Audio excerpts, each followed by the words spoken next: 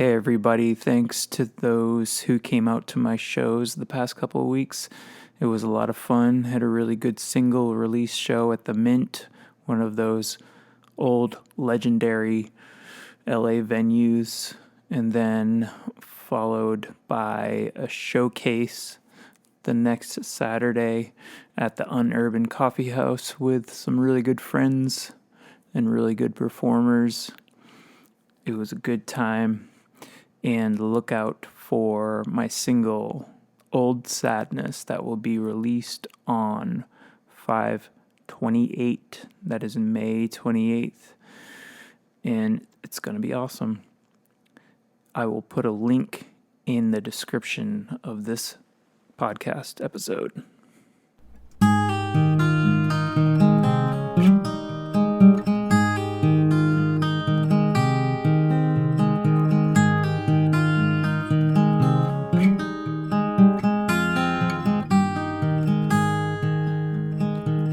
Hello, everybody, and welcome to the Songs of Healing podcast with Ian Taylor, a podcast where we explore the healing element of song and songwriting and how they are used to heal and process life experiences. I am your host, Ian Taylor, singer-songwriter, coach, and humble student of life, offering my perspective of wisdom, honesty, and heartfelt story.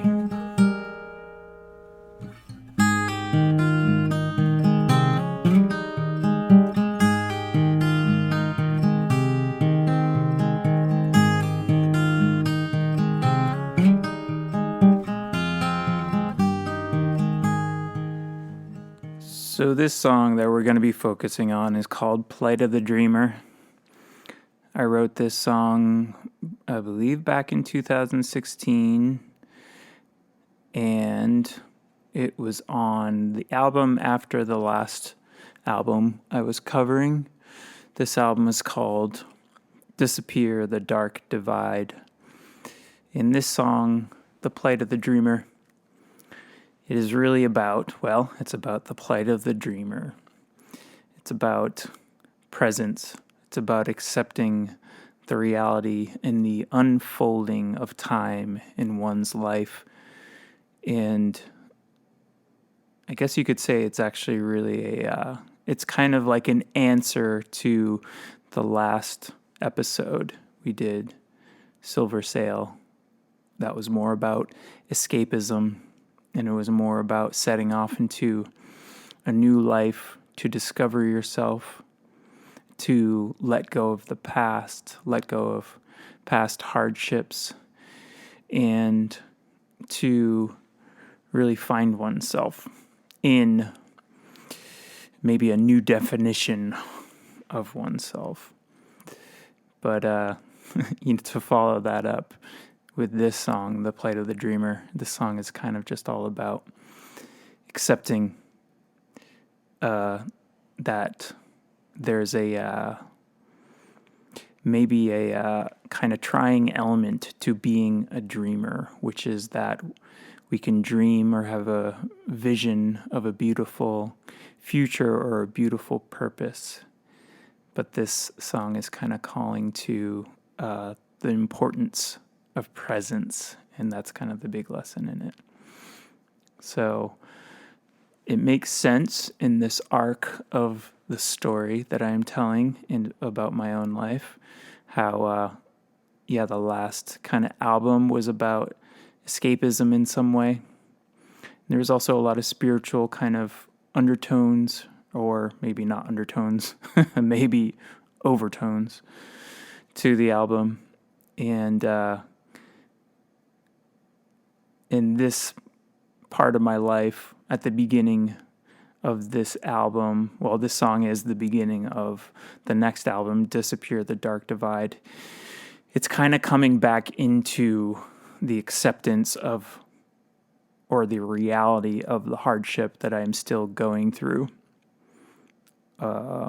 around women, around manifesting the dreams that I want in my life, around kind of living into and fully embodying this vision that I have of my life. and honestly, I'm still fucking working at it. But anyways, the next song on this album, this is the first song on the album, is called Jaded in Love, which is speaking to being jaded in the aspect of love, romantic love. But anyways, the song, The Plight of the Dreamer, is just kind of like an awareness, a realization, and an analysis on what it is to be a dreamer and the kind of challenges that a dreamer can be up against.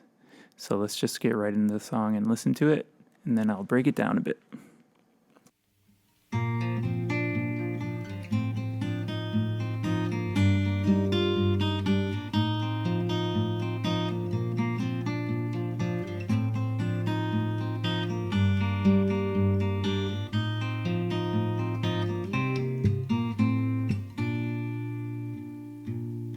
See yourself on an ocean far and wide, on a journey to mysterious lands, an adventurer in life. Or see yourself as a star that shines so bright, touching many, affecting the world, famous and in your prime. Or see yourself living your ideal life, no matter what it may be, you're still bound by the chains of time. There are many dreams, many wishes to be something extraordinary, and all that you have is what's in your grasp. And if you try to surpass, the struggle will only last. See yourself sovereign upon your throne, with a kingdom laid out in front of you, and a power you've claimed your own. Or see yourself higher than struggles in life, unaffected by trivialities, with a deep contentment inside. Or see yourself living your ideal life, and you want so much to have it now, but you're still bound by the chains of time. Many dreams, many wishes to be something extraordinary, but all that you have is what's in your grasp. A little boring, perhaps. Just be present with your path.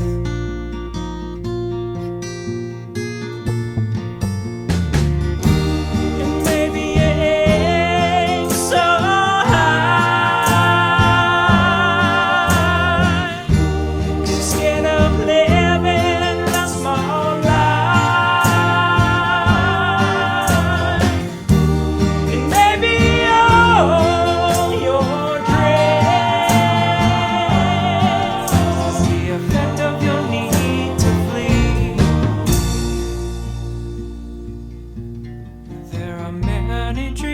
many wishes to be something extraordinary, but all that you have is what's in your grasp. And if you try to surpass, the struggle will only last.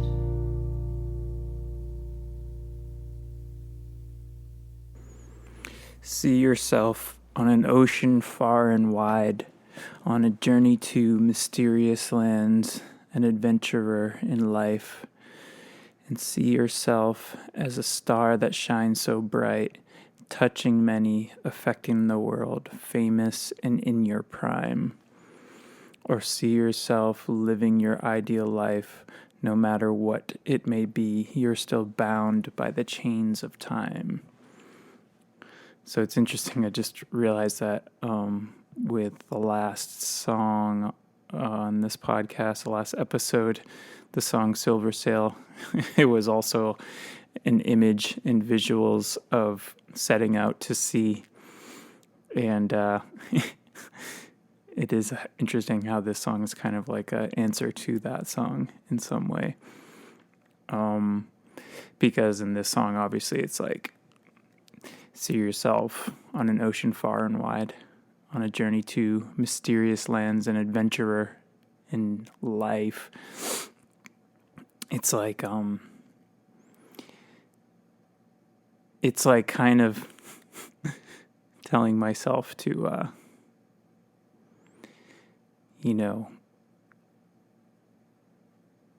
I guess,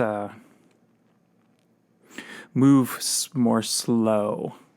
I think what it is, one step at a time, in order to achieve dreams or achieve a vision, it is one diligent step in front of the other. And how there is also an addictive element to dreaming and visioning. And I do think that for me anyways, in my life, it has been deciphering what is a dream, what is a vision, what is a true calling for me, and what is this kind of maybe addictive sense of dreaming and visioning. What aspect of this dream is spiking kind of like my own serotonin and making me feel good about my life. And it's very nice, and it's a very satiating feeling to believe so deeply that we have a very special calling. And for me it has just been very much so coming to reality with, even if I do have a very special calling, I still need to have my 2 feet on the ground, especially at this time in my life where I was just really into dreaming, and in, like I've been saying in all the other episodes, it was also kind of like really coming to terms with the amount of trauma that I had been suffering with my whole life too. And so this song is kind of like it's like kind of coming from the wisdom inside of me, which is like, oh, I can see the patterns, after this.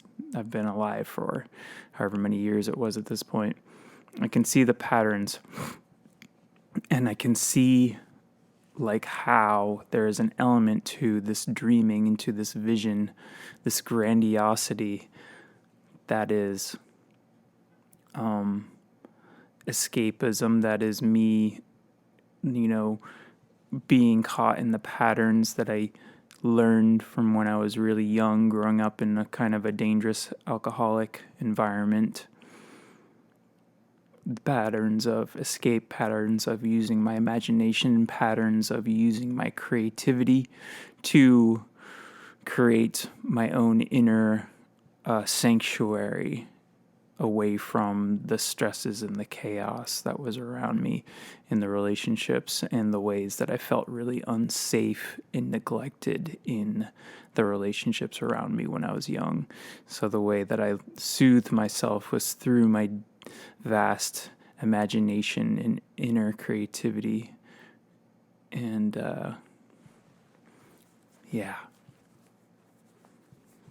but at growing older, taking that kind of pattern with me, there's an inevitable, reality comes crashing in if I'm not, or it's not even if I'm not, living into it or accepting it.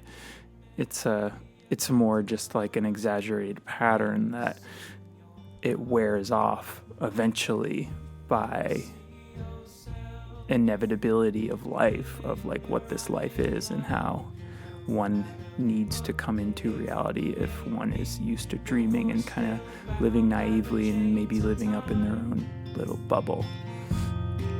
There are many dreams, many wishes to be something extraordinary. And all that you have. There are many dreams, many wishes to be something extraordinary. But all that you have is what's in your grasp, and if you try to surpass, the struggle will only last. So, yeah, the grandiose, naive dream can be a powerful drug, especially if there's a way that one has always kind of carried this sense of feeling special, and but all that we have is right in front of us. All that we have is what is in front of our faces, what we are looking at in the day-to-day. All that we have is our feet on the ground. All that we have is the reality around us. And that's just the truth of things. We do have our dreams, and we do have the capacity to create. We do have our imagination, but where the rubber meets the road in achieving one's dreams or manifesting what is born out of our imaginations, it comes to refinement of craft. It comes to refinement of, for me as a songwriter and as someone who enjoys writing and enjoys expressing myself, when I was younger, I think I struggled a lot with expressing myself, but I had such an elaborate inner world that I felt really in touch with. So I would have very coherent times in my life when I was younger where I could really eloquently speak to the vast inner universe and my imagination and my creativity and my dreams. I remember always having these very elaborate dreams, almost like episodic dreams that kind of came through almost like I was watching a television series or something like that. So I think in my creativity and my imagination, my creative world inside, there was always a certain coherency, but also in songwriting, in expressing myself and learning how to express my feelings and all the inner workings, my inner world. For me, it did take a while to kind of like learn a language around this, and with songs and kind of refining my voice and writing songs. It took a while to kind of like figure out how to say something or how to express something in a really coherent way, in a really poetic and beautiful way. And still, it's like I still work pretty diligently at it, especially with lyrics and how they match with my emotion and the passion that I feel when writing a song. So in a way, that's been an element of taking or using, refining my abilities to manifest something into the world, and how that's such a necessary process for a dreamer to go through.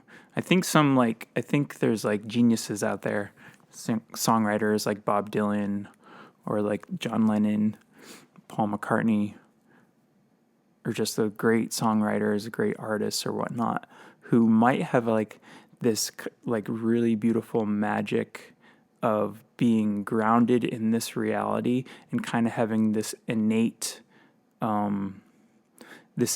ability to deliver something, deliver a song, deliver lyrics in a very masterful way. And maybe, they had to work at it, but I think sometimes great artists don't have to work at it so much. Like maybe it's something that's kind of ingrained in their soul from maybe past lifetimes, I'm not sure.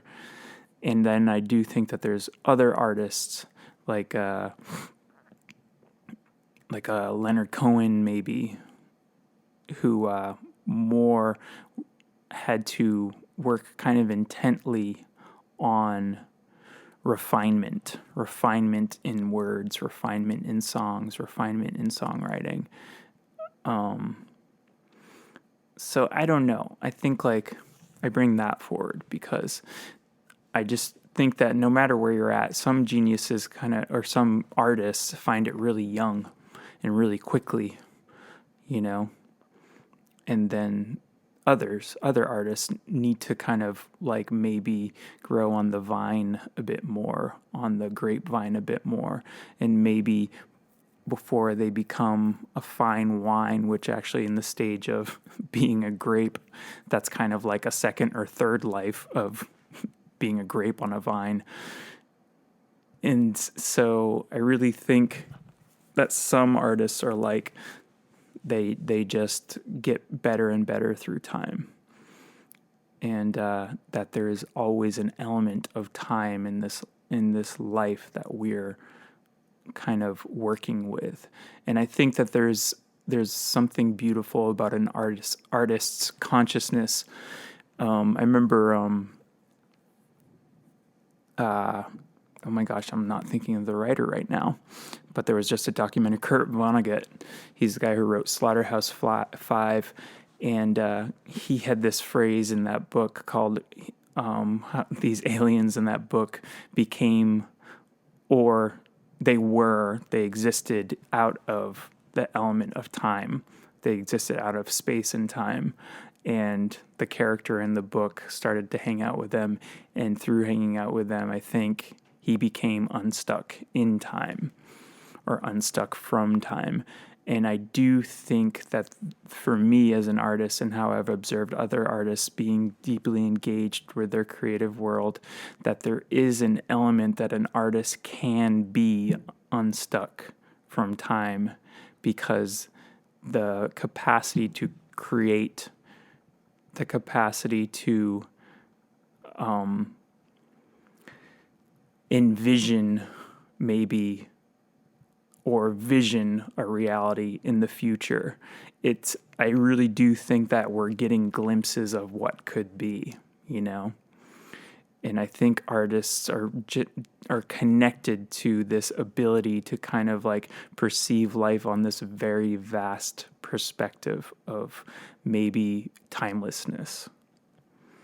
And so I do believe that artists kind of struggle with the element of time, because time doesn't really exist in the creative realm. Creativity is like everything. It's like the substance of the universe. It doesn't really have much to do with time, you know. And I really think that if one is truly creative, that it's kind of like coming to grips with the reality that we live in, that we are on a timeline, we are here for a finite amount of time on this planet Earth, and we are manifesting, or we have this certain amount of time to manifest the visions that come to us. And I mean, I can definitely say for me, in my 40s now, and having this vision inside of myself for so long, there is an element of like really a sobering reality around time, and especially at the age I'm at now, a sobering reality around like, I don't actually know what I can create.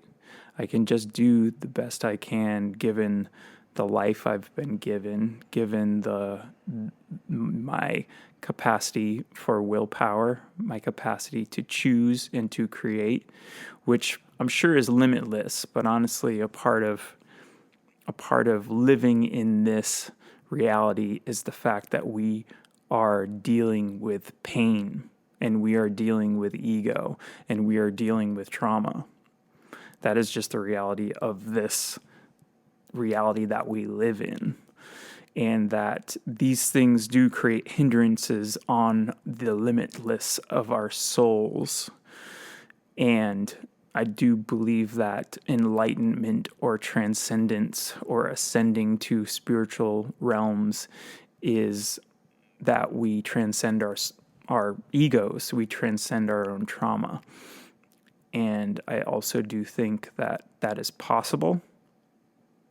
I don't know if I'm going to achieve that in this lifetime. I mean, actually, I've kind of given up on it, honestly, just because I know myself to be addicted to the comforts of this life and this reality. And also kind of addicted to this vision, to this dream of being a singer-songwriter, musician. So for me, there is a real honest struggle with this element of time that I'm talking about in this song, because I do feel a limitlessness, and I do feel like my soul in the aspect of myself, and I do feel the deep root and core of who I am and what my soul is, and how it is not actually of this earth, and how it is actually not stuck in this time frame, this finite time frame that I am here, that it is much more vast and much more connected to the timeless universe.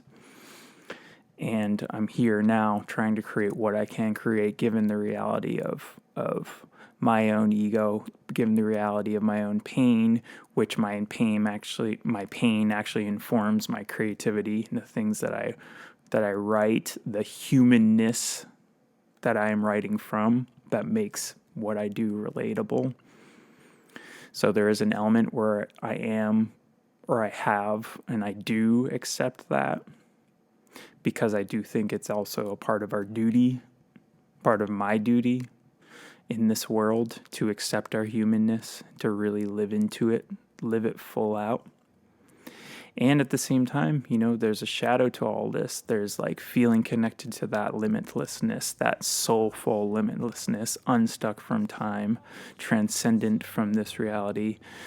And then there's also the sense of being stuck in the limitedness of this reality.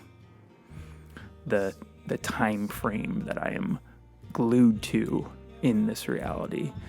The reality of my body breaking down, the older I get.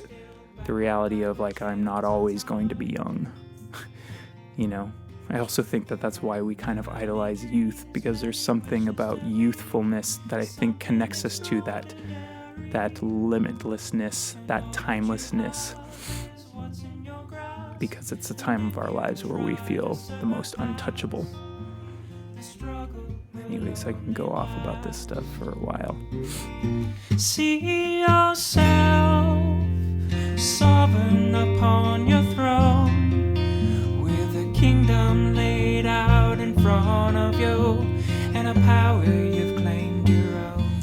See yourself sovereign upon your throne, with a kingdom laid out in front of you, and a power you've claimed your own.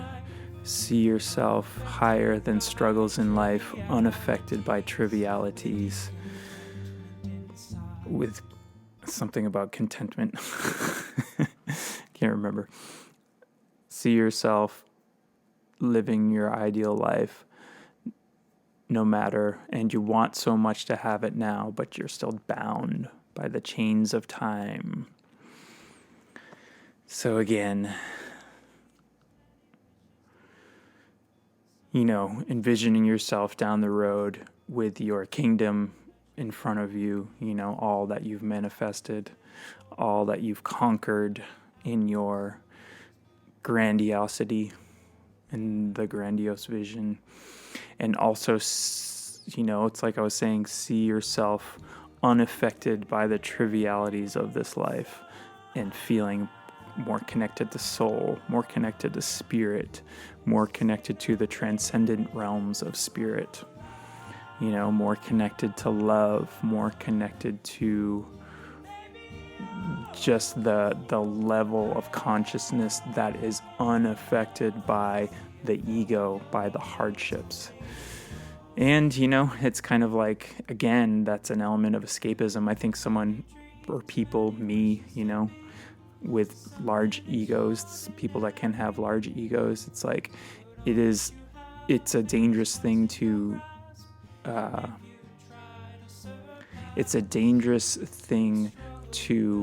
yearn for enlightenment, I believe, because there is an escapism in that yearning.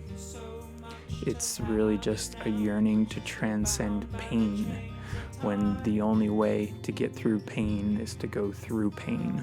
I think there's a Rumi quote that just popped in my mind. I don't know if it came in clear. I just felt the essence of it. But the way out of the pain is in the pain. I think it's something like that. So anyways, that's just really the big lesson in this song too.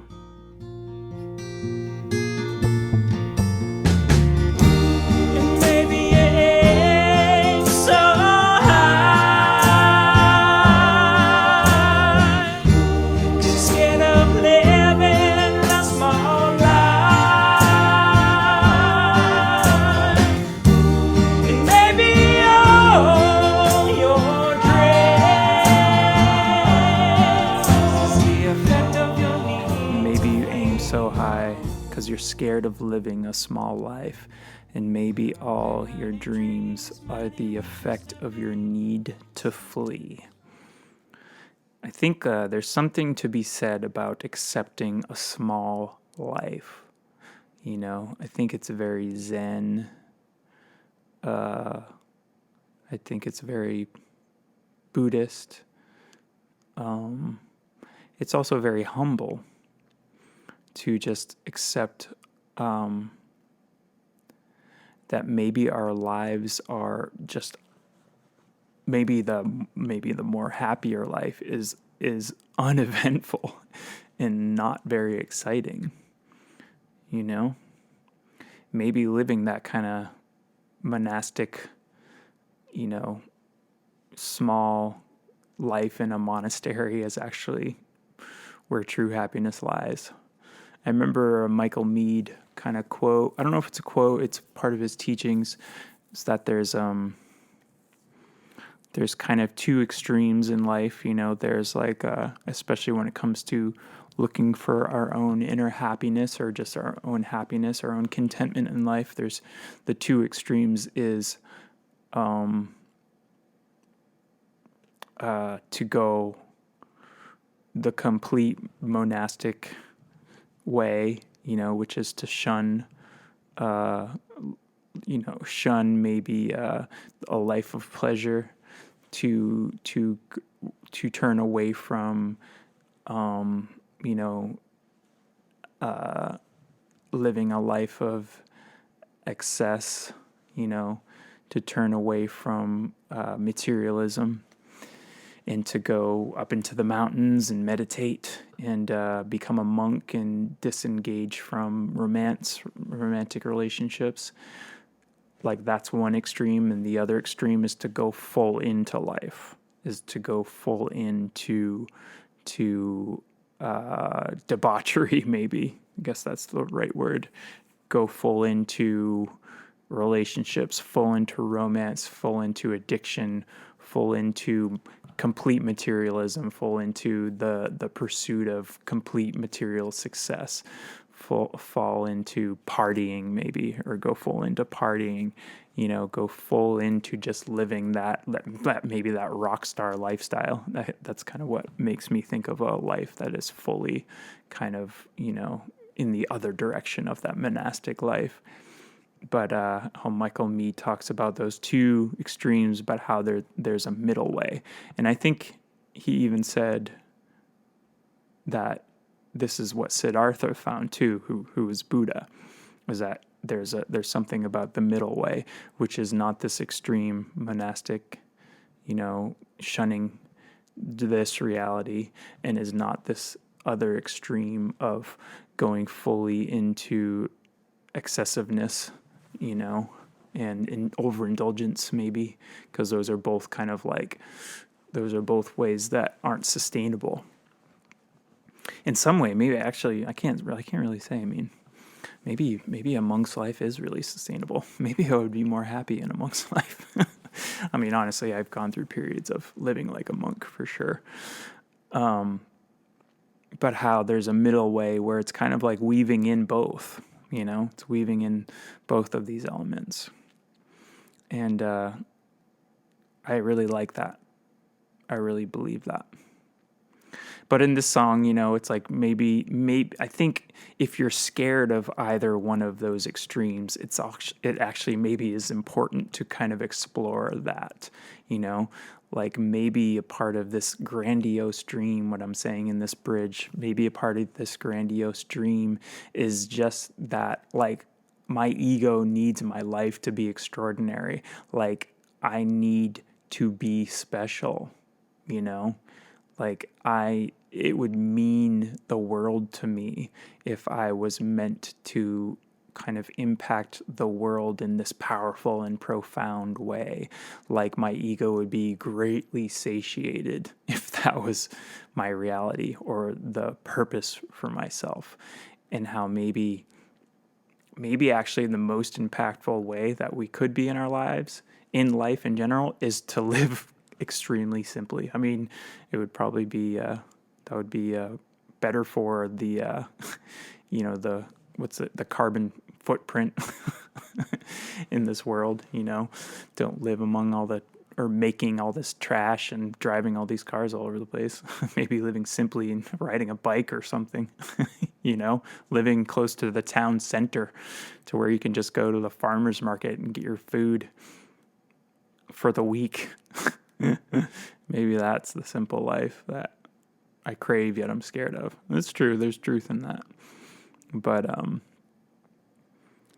but maybe it's like what is the fear to live a simple life? What is the fear to not live into that grandiosity? Yeah, and maybe it's just a grand way of fleeing, escaping this present moment.